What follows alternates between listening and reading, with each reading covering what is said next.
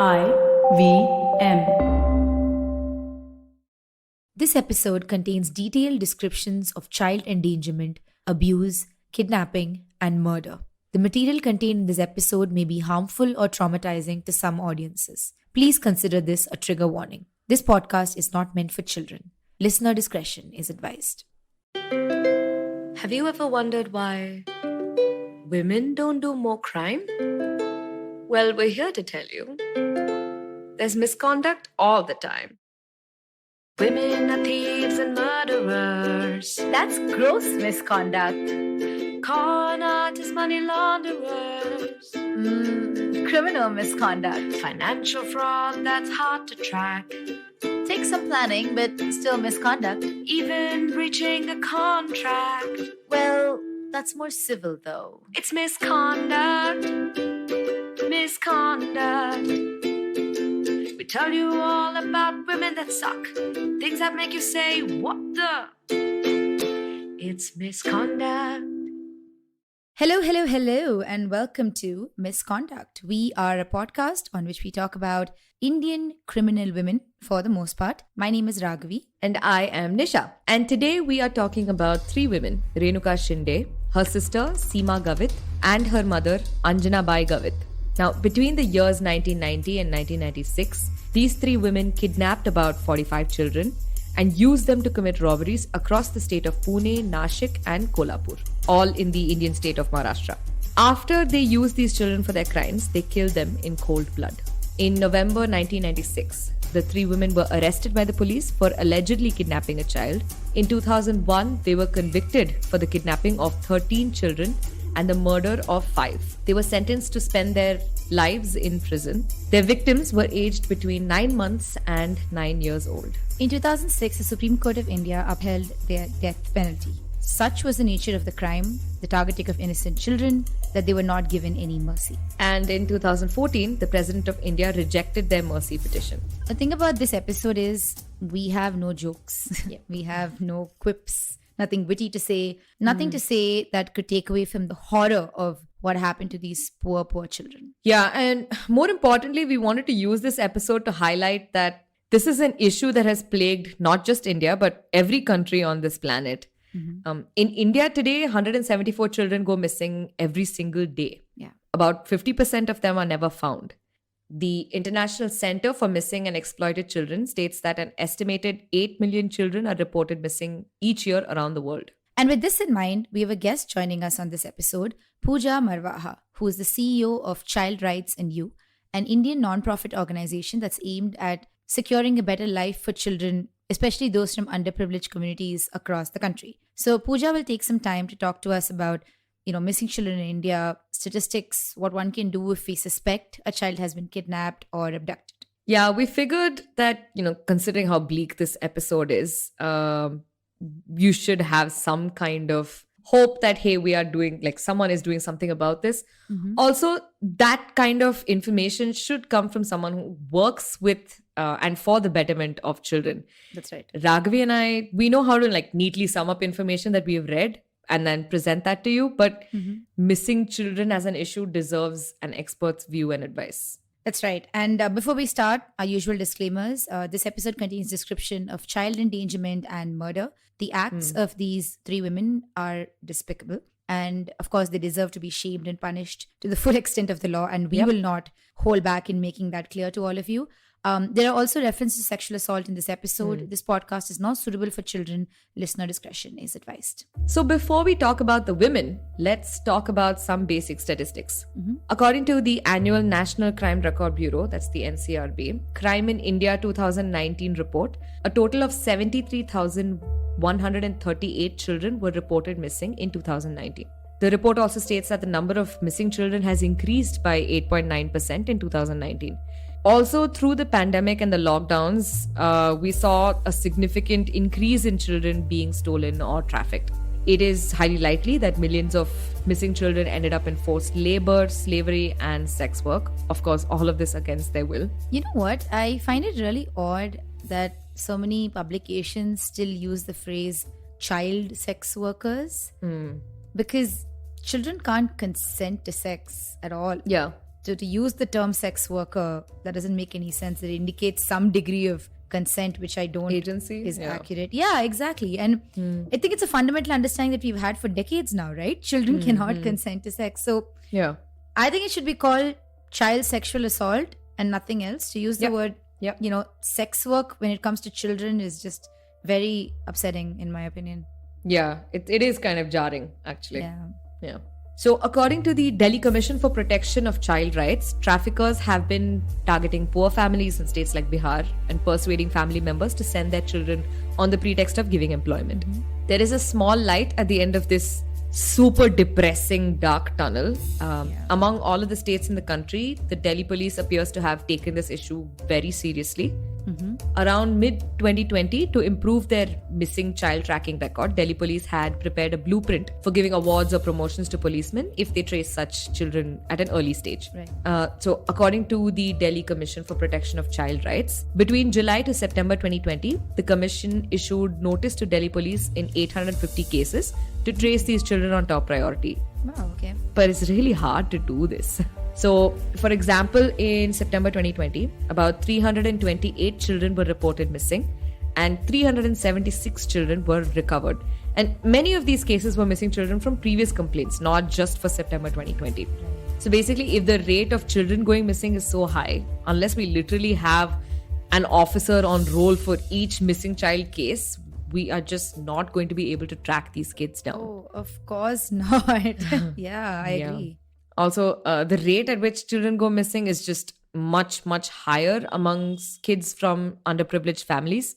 It's very likely that, much like any other crime, you only get attention for your kids if you have money or influence to get the police and to nudge them along. Right. If you're anything lower than middle class, it's just likely that you may not even get your complaint registered, let alone someone take it seriously. No, I actually agree with what you're saying. And Yeah. I just want to sort of highlight how there are some other efforts that are being made today as well.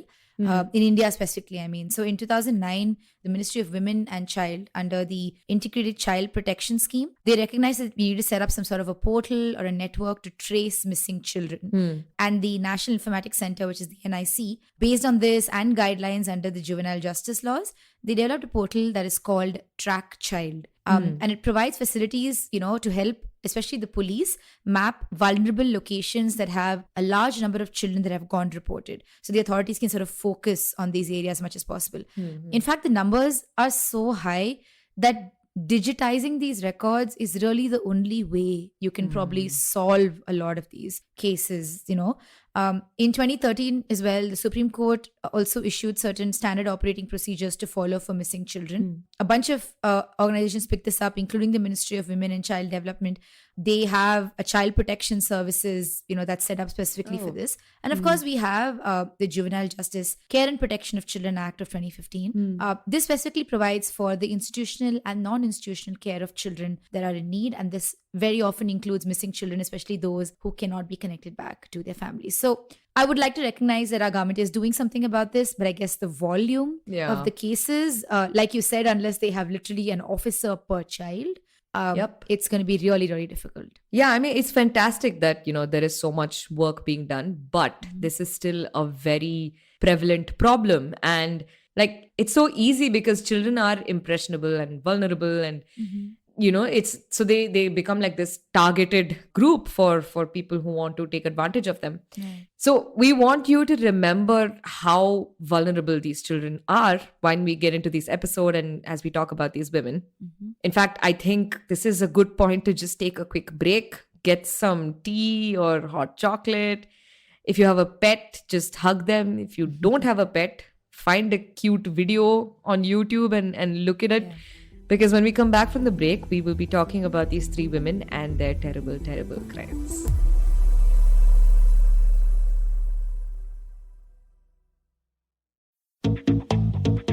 Have you ever wondered where the business world is headed? How the ways in which we create, market, and sell to consumers will evolve?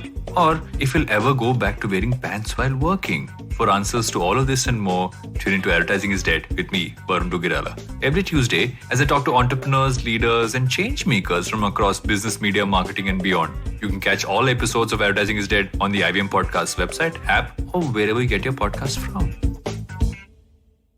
Welcome back from the break. And all I have to say now is brace yourselves because we are really getting into it. Yep. The first woman that we're going to talk about is Renuka Shinde. So she's known by many names. Her official documents name her as Ranuka Bhai, Rinku, and Ratan. And the other one is her sister, who also had multiple names, such as Devaki and Devali. Why do they have so many names? We don't know. I don't know. We don't know much about their early lives, but what we do know is that Renuka and Seema were both born in the early to mid 1970s. They both lived in Maharashtra with their mother Anjanabai, and not much is known about their father. In 1983, Renuka met a man named Kiran Shinde. Kiran was a tailor who worked in a shop in Pune. At the time, Renuka was already married and had a child by the name of Ashish. Again, there's very little information about this as well. But we can presume that there was some love between Kiran and Renuka because they were married in 1989 in a temple nearby in December. After they got married, Renuka and Kiran lived with their mother Anjanabai and her son from the other marriage, that's Ashish. And they lived in a house in Gontali Nagar in Pune. If I'm mispronouncing it, please let me know. They didn't really have a steady job because, in fact, all they had was Kiran's tailoring and he worked for another shop. So he's not earning much off of that. It's certainly just not enough to feed like 4 mouths. Of course, yeah. So Renuka and her mother started committing petty thefts. In court documents, it stated that the duo would go to places where festivals were being celebrated.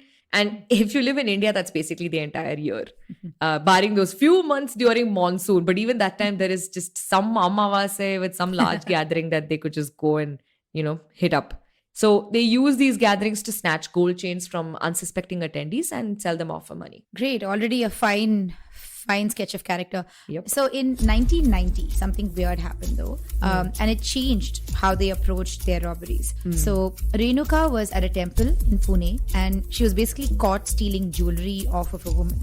And at this time, she had a baby with Kiran and she had the baby with her at this temple. So she basically took this child while she was committing this crime. When she got caught, she just basically threw like a loud hissy fit and she said it's impossible that she could have stolen anything because ... she had a baby. Oh, of course. That I have a baby, therefore I am a good person. Like, oh, come on. It worked though. So the crowd apparently was so sympathetic to her that they just said, girl, you're free to go. And that's really how she escaped her first capture. And Renuka went running back to her family and told them what happened immediately. And Anjanabai, she had an idea on how to use this to their advantage. Because the thing is, Anjanabai herself was not new to crime. So Anjanabai had been married twice in her life, and both times she had to deal with immense poverty and also a degree of caste marginalization. And I get it. Okay, these are factors that can drive anyone to a life of crime. Most of the women we've covered on this show itself are a product of that sort of an environment, right? So that's not the part that I want to be harsh about. I will skip over that. But Anjanabai essentially was, because she was introduced to crime much earlier, she was quite an expert in petty crime generally. And she'd often steal, small pieces of jewelry or silverware to provide for her girls when they were children. Now, some things were working out for them in a way that they could get a little higher than petty crime. For one, they had a car. So their son-in-law Kiran had a car that they could use potentially for getaways. Second, they had Ashish, who was Renuka's young son. And he seemed to be an ideal, thing to use to gaslight, people into getting charged out of their crimes. And lastly, they now knew that it worked. You could use a child and get out of a crime potentially. And now they had a plan on how to sort of escalate their life of crime to a slightly higher level. Yeah, and that's what they did. They initially used Ashish to commit these crimes. Apparently, the women reportedly carried the child in their arms to avoid suspicion while they were moving about these crowded towns to snatch purses and other valuables. And it worked for a bit, but only for a bit. Because, as most people would know, children grow really fast, right? What? Yes, and in a few months, Ashish was grown up and people stopped falling for this trick. In fact, the 3 women and Kiran had to bribe their way out of some of the complaints being filed against them, and they had to offer the local cops some money so that they can get away with it. Right. In July 1990, faced with the fact that they needed a younger child to get the job done, they started kidnapping other children. Okay, so whatever you're going to say after this, all this information is picked up from court documents. And you know how court documents are. They are extremely clinical. They're not very concerned about tact or tone. Yeah.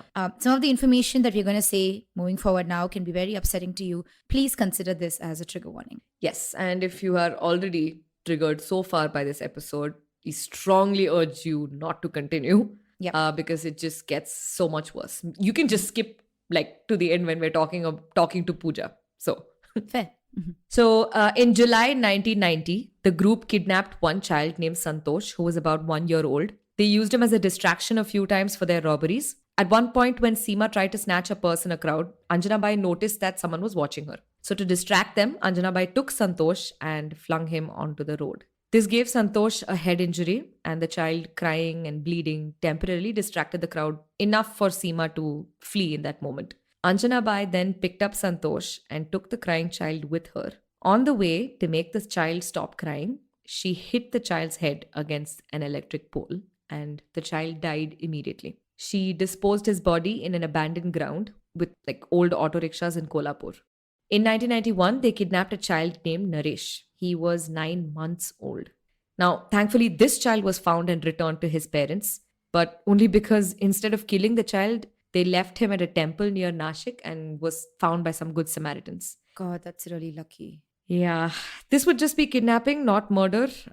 If that helps in some way, if you can find some solace in it. So I think at this point you would be getting a theme here of sorts. Essentially, this family of degenerates would use the children till it was no longer useful for them, and then they disposed the child. In 1993, they kidnapped a boy, Bunty, and a girl, Swati. Bunty was murdered in a very similar manner as Santosh. Swati managed to get away. In the same year, in Mumbai, they kidnapped Guddu, who was 2 years of age, and Meena, who was aged 4 years.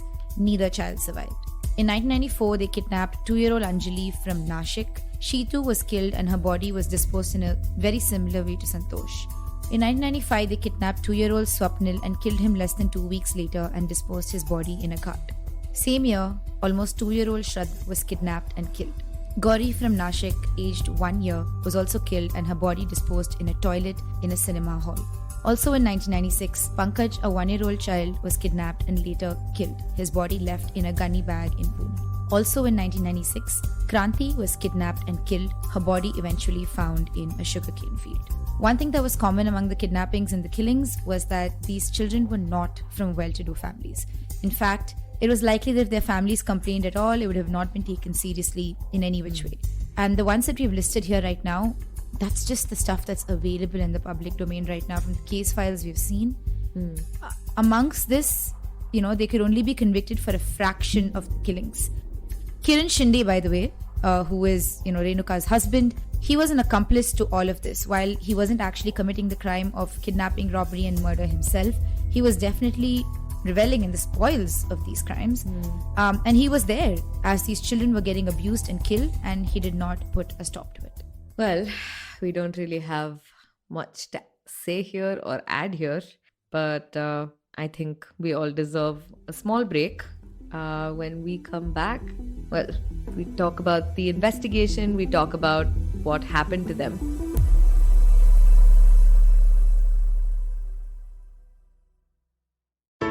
Hey everybody, it's been a great week on the IVM Podcast Network. On Cyrus Says, author Shravani Basu joins Cyrus. They discuss her latest book, The Mystery of the Parsi Lawyer, Arthur Conan Doyle, George Idalji, and The Case of the Foreigner in the English Village. We have another new show launching this week, Wars and Warriors, narrated by Air Vice Marshal Arjun Subramaniam. We're launching this podcast to commemorate the 50th anniversary of the India-Pakistan War of 1971. The podcast is on wars and conflicts in the history of independent India. Tune in to hear some of the fiercest battles that our men and women at the borders have had to brave through. On Smarter with Sid, Siddharth shares the concepts of top-down camp and bottom-up camp. These are different approaches to incorporate changes in one's lifestyle. On Tere Mere Raste, Keshav takes us to the nursery of temples, Aihole and Patatakal, the spiritual and religious center of the erstwhile Chalukya Empire. And on Marathi Kirkitun, Dr. Rajiv and Manik Deshmukh, Dr. Preeti Pottar, they discuss her contribution to audio-visual media. Do follow us on social media. We're IVM Podcast on Twitter, Facebook, Instagram, and LinkedIn. And remember, if you're enjoying this show or any of our other shows for that matter, please do tell a friend. Also, do check out our various YouTube channels. You can catch them on IVM Podcast/YouTube. And finally, we'd like to thank our sponsors on the network this week: Cred, Bank of Baroda, Quota, CoinSwitch, Kuber, Flake Coffee, Intel, and Oxfam India. Thank you so much for making this possible. Welcome back from the break. Before we left, we discussed the ways in which Renuka Shinde, Kiran Shinde, Seema Gavit, and Anjanabai Gavit stole many, many children from their homes and families, used them to commit robberies, and killed them as soon as the children were not found to be useful any longer for their crimes. We know it's despicable. We know it's kind of hard to listen to, but this is a true crime podcast. Sometimes we are going to have to do the horrible episodes. Now, before we proceed, we wanted to highlight how kidnapping is punished under Indian law. So Section 364 of the Indian Penal Code provides for kidnapping or abducting in order to murder someone. And Section 361 talks about kidnapping from lawful guardianship. Kidnapping in this case means where a person entices a minor child away from their lawful guardian and without the guardian's consent. When it concerns children, this is the type of kidnapping that we are referring to.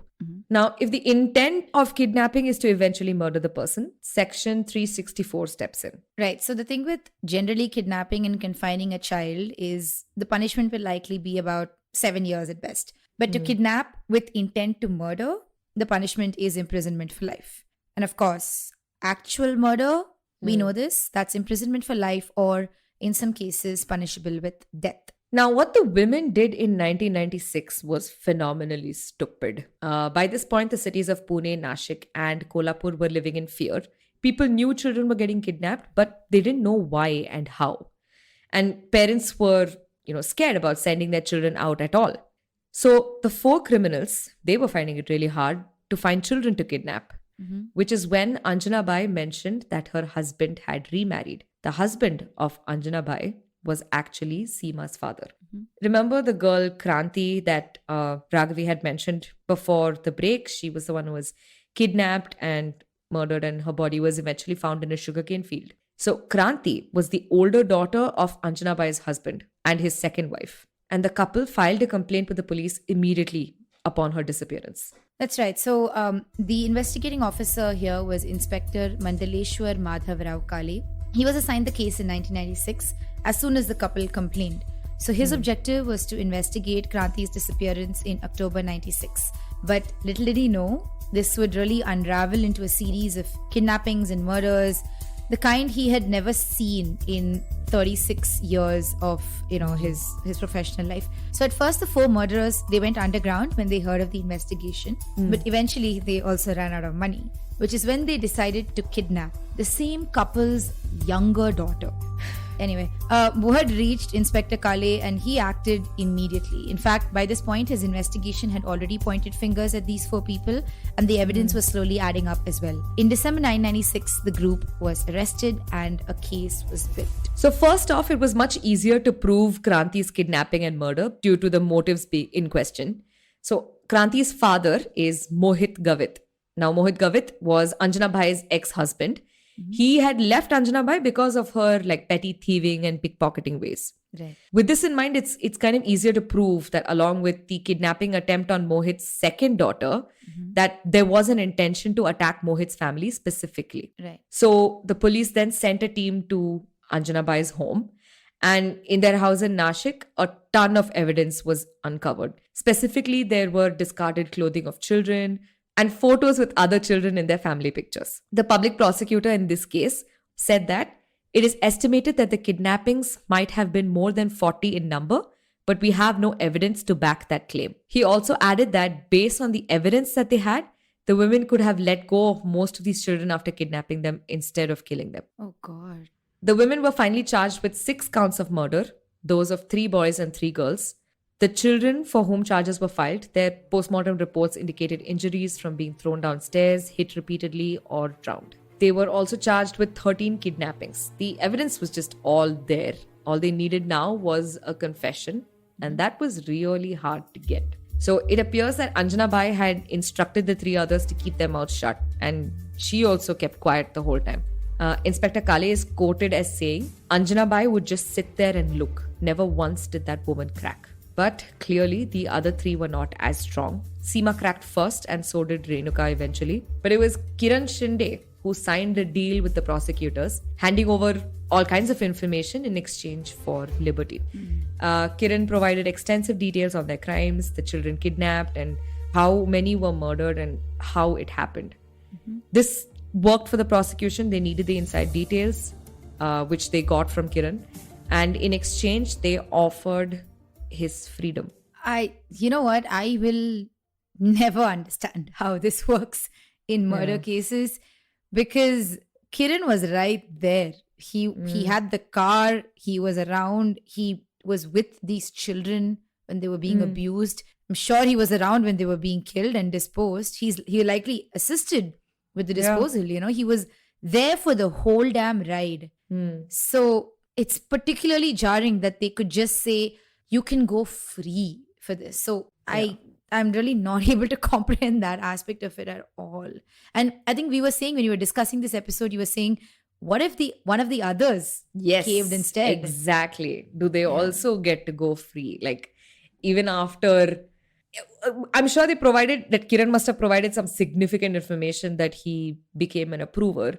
But any one of them could have done that. Any one of them who have, hurt a child. Of course, yeah. And so what does that mean? So do they also get to go free? Like, I don't know. You're the lawyer. You no, explain the thing it. is, it does happen sometimes. And I guess it's really dependent on the kind of information that the approver is able to give them. We saw something similar in our Indrani episode, right? Where, Indrani was like, hey, let me give you some inside information. But the thing is, that was just financial. I mean, sure, there are some victims at the end of the road, but it's primarily money, So I understand if, in financial crimes and stuff like that, where they need that information or they're trying to protect a really important witness. Maybe that's what they were trying to do with Kiran. They just thought he was the best eyewitness potentially possible for all of these crimes. So they figured, let's barter it out and see what we can do. So, yeah. I guess. I suppose. But you know what? This gamble worked for the prosecution at least. In 2001, the Kolhapur Sessions Court found Renuka and Seema guilty of 13 kidnappings and 5 of the murders that they were charged for. And they were sentenced to death. By the way, in 1997, Anjanabai died in prison. So she didn't get a sentence. But of course, it's clear that she orchestrated and carried out a significant portion of these crimes. In 2004, the Nagpur bench of the Bombay High Court affirmed this decision of the Sessions Court as well. In August 2006, the Supreme Court, comprising a 2-judge bench, upheld the death sentence awarded on the 2 sisters. So basically the court said that there was literally nothing in their case, absolutely not one mitigating circumstance that could convince the court that they deserved any sense of leniency. More specifically, the court said the nature of the crimes shows that they were a menace to society. And I want to quote this as well. The nature of the crime and the systematic way in which each child was kidnapped and killed amply demonstrates depravity of mind. I agree. And in a way, I also agree, dude. The court, there's a lot of stuff that the court said, by the way. The court also said the crimes were not actually committed under any compulsion, but that they took it very casually and killed all these children, least bothering about their lives or the agony of their parents. Another quote, the appellants indulged in criminal activities for a very long period and continued till they were caught by the police.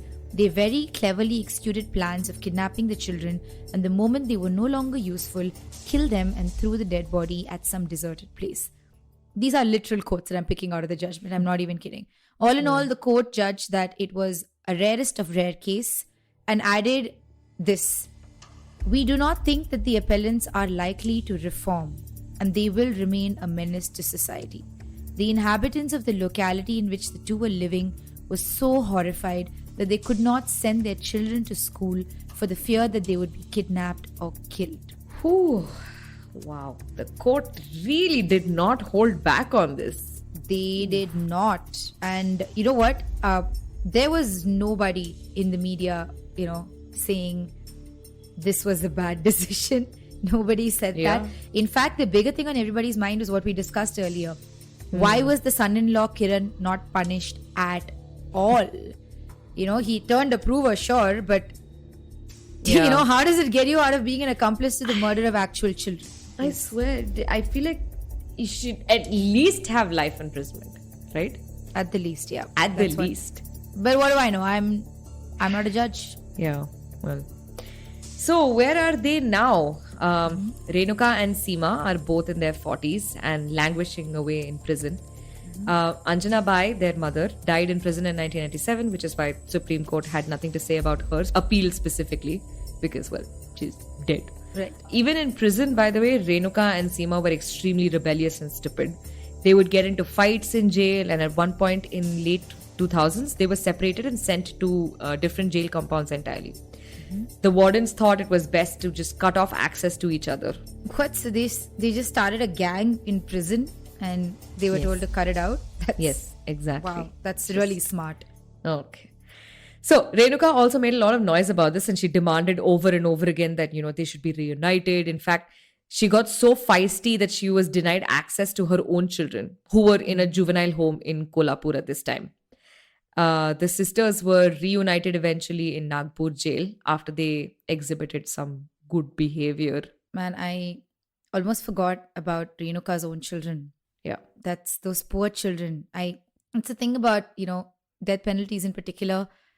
It's always the families and the children at the end of the day that are incredibly impacted because, they're often put in the line of questioning. They're treated so badly because of how, what their parents might have done. And we saw that in the Shabnam episode as well. Yeah. That was particularly upsetting. So I can only hope that these kids found good homes at this point. That's the most we can hope. Yeah, I think there is a Mint article that kind of discusses their children and their visits to these women in prison and stuff. And of course, the names are changed in that. But the article does go on to mention that some of these children have no idea why they're there inside prison, which is so upsetting. And it's just, we should have a better system for children. I agree. Children in this, and it's not specific to this country, right? To target children takes a particularly depraved and disgusting mind. They are so vulnerable. Oh my God. Yes, I agree. And forget everything else. Everybody already hates you, Renuka and Seema. Why are they creating such a riot inside prison? Just sit there and think about what you've done. And I feel like we should just give them a cup. A cup? Yes. A shut the Oh no. Oh God, I should not have laughed so loudly. It's fine. This is our only joke for this entire episode. That is fair. Actually, you know what? The only joke you get, guys, take it. Yes. This is all you get. Don't ask us anything for anything else. We just cannot. We physically cannot. Yeah, that's true. Dude, honestly, in cases like this, it's very hard for me to support any leniency on the death penalty. You already know how I feel about capital punishment. So, yeah. No, you know what? I kind of have to agree with you today. Oh. And long-time listeners of this podcast will know I don't support the death penalty in any shape or form. I personally believe that our justice system should be based on reparation, rehabilitation, and, of course, some way to guarantee that the crime will not be repeated. And there are many ways to ensure this, right? Because the primary and underlying principle should be that we should always look at criminals as capable of change. And I want to believe in that reality, that everyone is capable of change. Yeah, this situation makes it really, really hard, doesn't it? Yeah, it's dude, in researching this case in particular, I was truly devastated that I have such a liberal opinion of the justice system at all. I am almost convinced that my optimism is stupid. It's almost juvenile as those young lives that these, women took away in cold blood with no sense of remorse or any, sense of guilt whatsoever. Yeah, I agree. In fact, in 2017, there were reports that the two women thought they were not deserving of their punishment. And I am no expert in capital punishment, but I would at least have the shame to not put out stories like that just to ensure that I can get some sympathy. Seriously, where is that cup? That's, of course, at this point, I would not be surprised about what they're capable of, really. And as of today, Renuka and Seema are two of 13 women that are waiting to be hanged in independent India. Will it ever happen? We don't know. India is known to consistently delay capital punishment, even when mercy petitions are already rejected. And I actually think the quickest execution that we've ever done would actually be Ajmal Kasab, who was the sole surviving perpetrator of the 2008 Mumbai terror attacks. His sentence was affirmed by the Supreme Court sometime in August 2012, and he was executed very quickly, very swiftly, just 3 months later. Yep. I would say maybe that execution was politically motivated, so it happened very quickly. But I don't see any such compulsion that exists for Renuka and Seema to be hanged at this time. In any case, let's remember a few things here. Renuka, Seema, Anjanabai were convicted of 13 kidnappings and 5 murders. We have come to know that while the police were able to find some of the evidence of other kidnappings and murder as well, they were unable to collect enough evidence to prove this in court beyond reasonable doubt. In fact, one of the charges for murder did not stick at all, and only 5 convictions were handed out instead of the 6 that the prosecutors originally had asked for. It is thought that the women may have kidnapped at least 45 children in all and likely killed half of them all across the state of Maharashtra. Of the known victims, their oldest child victim was 9 years old and the youngest was 9 months. So with that in mind, we would like to spend the next few minutes speaking with our guest Puja Marwaha, the CEO of the non-profit organization Child Rights and You. Puja has an academic background in liberal arts and human resources development education, and she truly believes that children are the very foundation of every nation's growth and development aspirations. This has fueled her to join the social sector back in 1994, which is when she set up the HR function for CRY, post which she moved into more general management roles, and today, of course, is the CEO. Her almost 3 decades of work with vulnerable and underprivileged children puts her in a position to help us understand a bit more about child rights today. Welcome, Puja, and thank you so much for taking the time out to be with us here today. Thank you. My absolute pleasure. Thank you. I'll sort of slip into the questions. We wanted to get sort of an idea, particularly about statistics around missing children. So earlier in our episode, we visited some statistics around missing children in the country, and we were really shocked to hear that almost 178 children go missing every single day. We wanted to sort of understand your perspective on the issue, how prevalent it is in India today, and if you could tell us a bit about your experience, that would be very helpful to us. Yeah. So, the definition of a missing child is usually any child under the age of 18, which is how the UN Child Rights Convention defines children, whose current whereabouts are unknown. So this could have been children who have been kidnapped, abducted, abandoned, separated from their parents, or have run away from home, or have been displaced in some way, mostly due to conflict and violence. And our Ministry for Home Affairs, of course, has a similar definition in keeping with the UNCRC. And this child, the child that will be considered missing, is also called children in need of care and protection until they're located and their safety or well-being is established. So if you look at the Indian context, while globally more than 1 million children are reported missing, in our context, you will find this data in the National Crime Records Bureau, the NCRB. And if you look at the 2020 data, you will find that kidnapping and abduction is the single largest crime hit, which is like almost 42.6% of the crimes committed against children are actually those where they have been kidnapped or abducted. And so therefore, in absolute numbers, what this really means is 54,785 cases have been registered in India. Almost 6 or 7 sections of the IPC that range from 363 through 369. Now, what does this really mean? It means that these are the cases that are in our statistics.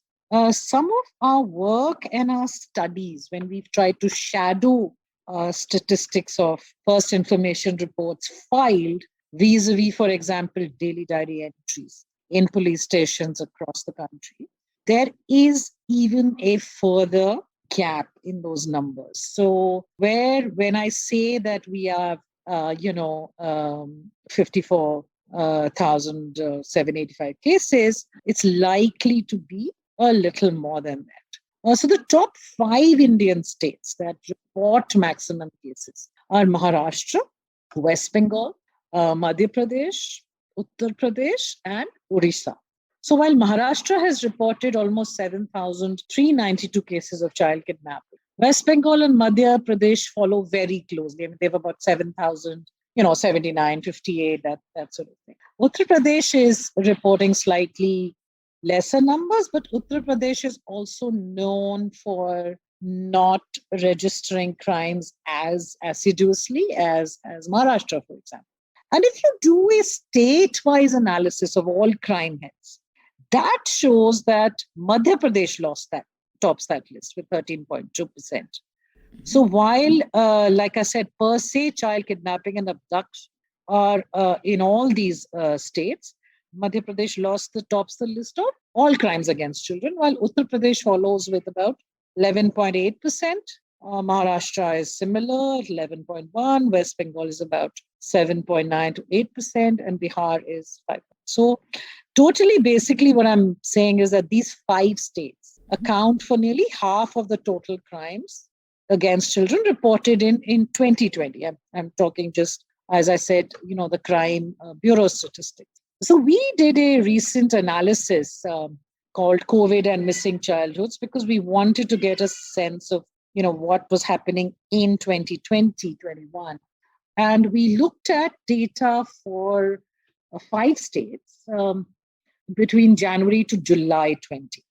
And there we've seen almost 9,553 cases of missing children, just Delhi and its 4 neighboring states. And in 74% of these cases, missing children were girls, which sort of tells us that, it is likely that these abductions were for the purpose of human trafficking and possibly for sex trafficking. In many cases, families also send children away for what they think is labor. They're told, for example, in Manipur, there's a lot of trafficking that happened because the parents thought children were being taken to school. They were being taken to hostels because there aren't enough schools in the state, right, and so on. So as you can see, it's a complex issue, right? And absence of schools, even in an ordinary situation, exacerbates it. And disaster situations absolutely sometimes, triple, quadruple what is happening to children and they're going missing. Fair. I think that's really helpful from our review of the statistics that we found so far. Like you said, it's just exactly what is reported. But I'm sure with your investigation in particular and what you know of the ground reality, I'm quite confident it is probably worse, especially through the pandemic. I absolutely understand where you're coming from. On that note, actually, we don't generally like to use this podcast as sort of a platform, to provide tips or advice to our listeners. We don't really do that because we're not experts in a lot of this space and it doesn't make sense for us. But the nature of this episode in particular made us feel that we should bring someone who is, well equipped to provide some details on the matter. Is it possible for a layman, for example, to sort of identify if a child has been taken away from his home or is with a stranger or has been abducted? And I mean, how would they recognize that? Is it possible to do so in some way at all? But it is rather difficult, right? We are not a sort of very race differentiated country or anything like that. Mm-hmm. But however, sometimes when we see what we found is it could be groups of children traveling with adults who are not, obviously their parents or guardians or someone known to them. And sometimes there are some things that you could look. So the child could be looking stressed and traumatized. There may be signs of physical abuse because very often, children have been trying to escape. Where if the child looks panicky, if she's, unnaturally quiet, she doesn't want to express herself. She doesn't want to talk. She's, shooting looks at the caregiver in terms of whoever is pretending to be the caregiver in terms of, can I speak, when I not speak. One thing we have found is a lot of children have become catatonic in a sense that there's no emotion on the face of their child when, someone asks her about her name or address or anything. Yeah, and whenever you see children who are clearly without parental care, what we have to be careful about doing, and I just want to say this because, as you said, it's we are all very wary of. We want citizens to take action, but very wary of telling people to just jump in. Yeah, Mhm. I think what is important is that the person not jump in, but actually call Childline, call the police. Right. Yeah, make sure that it is reported, and then let the sort of action be taken. Because it Fair. can be Yeah. dangerous as well. I'm sure, yeah, we would never want to encourage someone to Yeah. step in harm's way potentially to be able to do this. In fact, I get really frightened when I see people posting pictures on Facebook or WhatsApp. Oh, this child is roaming around, and whose child is? I mean, you are violating every child protection protocol possible because it only puts the children at greater risk. So I think taking photographs and putting them up should be a complete no-no. Fair. I absolutely agree. Where do you think then an average person can report an incident like this? I mean, is there a national, state, city specific? Yeah, sorry, go on. Mhm. Yeah, so there is a national helpline called Childline. The number is 1098. And if you see a child in distress in any way, even if you're seeing a child clearly in labor, maltreated, in a dhaba, you need to call 1098. You can call police 100, but 1098 is specifically meant 1098 for the first response for children. Then one needs to go to the local police station and register an FIR as soon as possible. So we really believe that even in prevention, empowering communities, citizens actually can be one of the surest and most sustainable sort of preventing mechanisms. So in villages, there is something called village level child protection committees. Mhm. Yeah, these have a set of village level both communities as well as teacher. There's a set of people who are Right. there. You need to report to them if you see any unnatural movement. The urban context, there are what are called the ward level WLCPC, the ward level child protection committees. So that is your other case in point. I would urge people, if this is what you should do at a straightforward level, if you have a greater interest in the issue, then every city has got several CWCs under the ICPS structure, which are really child welfare committees. So you could report it there as well if you can't get through to Childline or whatever.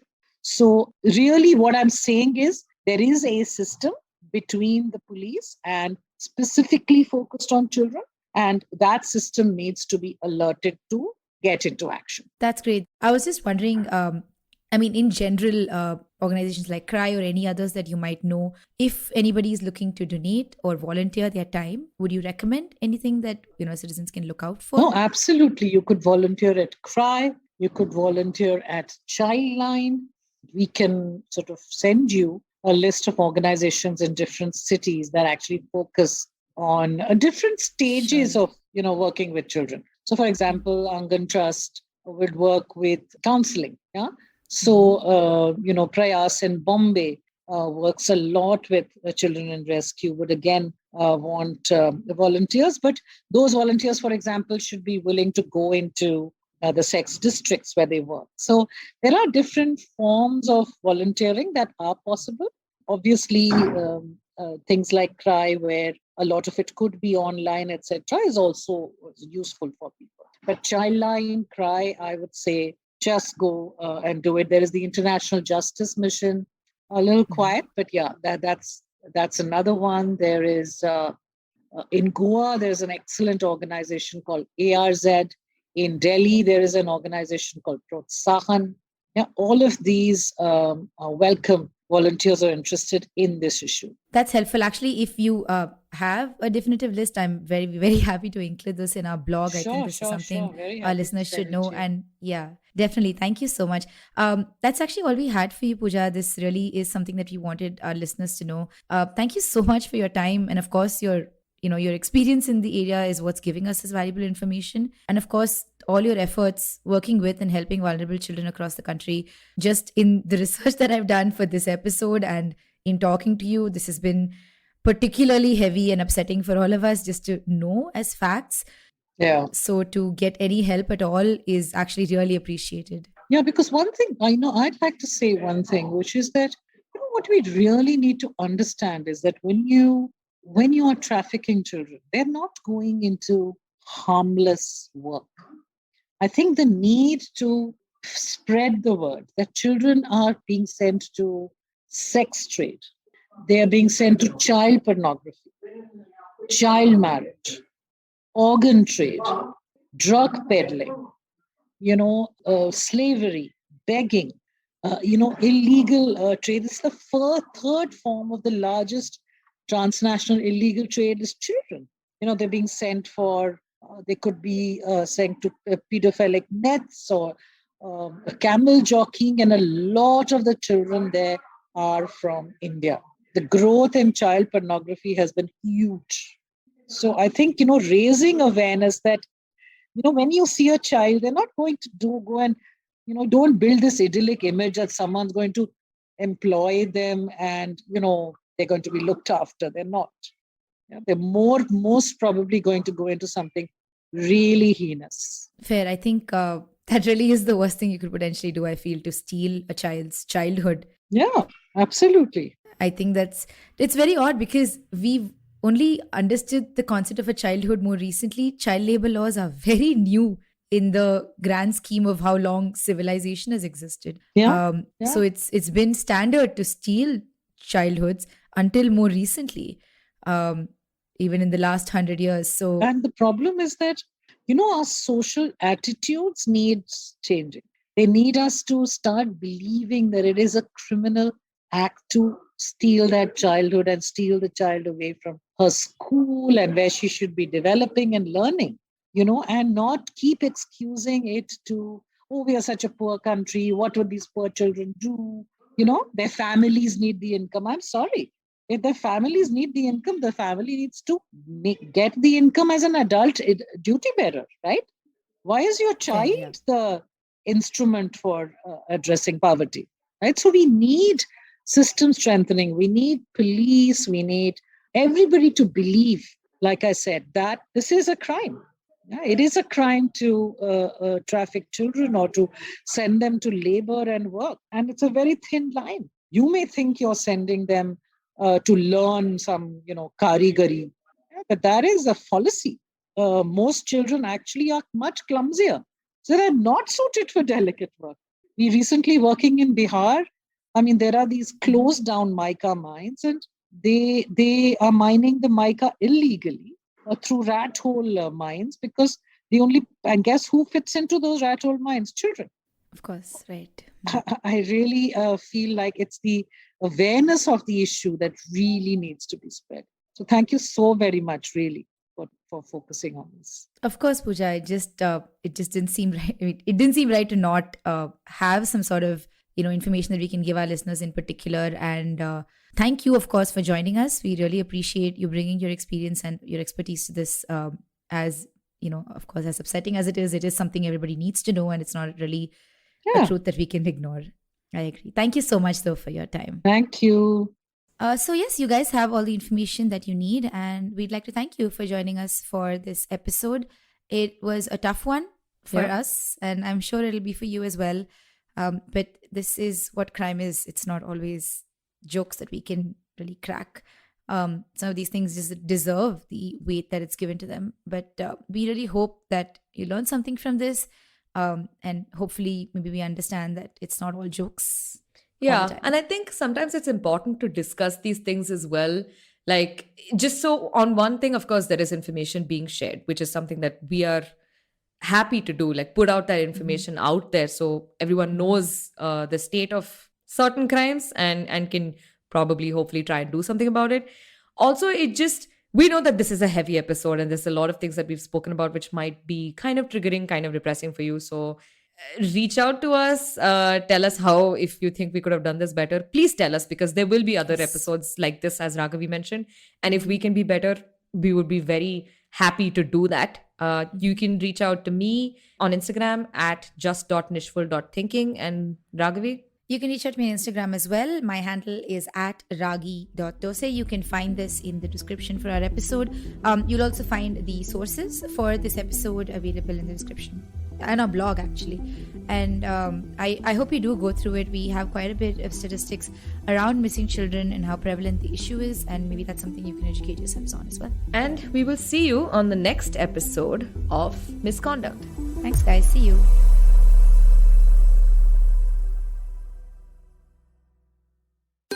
Given the unprecedented times our nation is going through, where positive is now a dreaded word, Smile India gets you delightful news from across the country about people and places that continue to spread the much-needed hope and positive vibes. I am Shifa Maitra, and you can hear Smile India with me every Thursday on the IVM app, website, or wherever you get your podcasts from. Oh, and did I tell you Smile India is available in both English and Hindi. If you're a cricket fan, check out Edges and Sledges, India's favorite cricket podcast. The podcast focuses on Indian cricket, the IPL, and has a ton of banter both on and off the field. We talk about the week's biggest cricket stories with current and ex-international cricketers, coaches, or sometimes just between us. And it's hosted by me, DJ. Me, Varun. And me, Ashwin. New episodes release every week. You can catch us on the IVM Podcast's website, app, or wherever you get your podcasts from. Check out the Edges and Sledges Cricket Podcast.